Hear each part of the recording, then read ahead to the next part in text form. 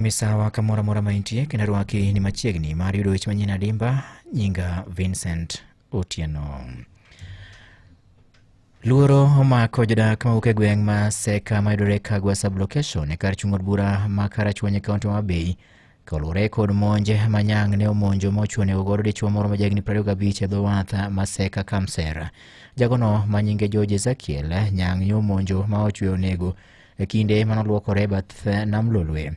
Kaluwore gi jalup ruoth ma Kagwa sublocation Sabina Chieng' Omolo en ni koro jagono ma bende ne en jatij dala e gweng' ma Seka ne odhiolo ne alot pi puodho moro mantiere ndama matin kawuok nam Lolwe ema kuom hai marach ne orado kod thone e yo machalo kamano ma en bang' kane otieko ne alot pi ema ne ong'ade chuny mondo mi odhi oluokre. Kata kamano nyang' ne omake mochuo nege. Jatend loch nangano ne owacho ni nyang'no ne omako Ezekiel kaluwore nomako Ezekiel ka oluokore ma oywayo ringrene nyaka ei pi bang' nege kanyo. Ewi mano jogweng' kaachiel kod jolupo e dho wath ma Kamser kono ne otemo reso jagono e lak nyang' makmani koro duto ne ogore lwana ni mar nyang' ne oywaye ma ochwo donjo kode nyaka e pi. Apisa mawuok e bad migawo mochung'ne rito le ne omi lipot kotenore kod wachni kendo ne gichako chenro mar manyo ringre mar jagono e nam Lolwe.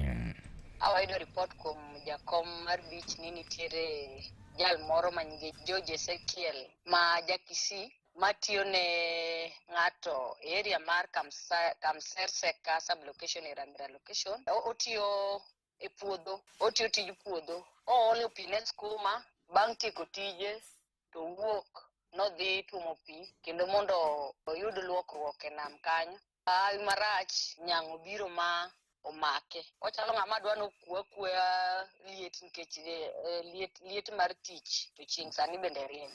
Ema apoya nono nyang' obiro mokawe modhi kode. Watemo matek mwagocho ne jo KWS ma gibiro piyo ka nyal rese nikech gitemo matek to oka gireso jalno. Menya ma koro gichak giwacho ni giniduog kendo mondo gichak dhi mbele gi menyo. E mwili ne pok oyudi.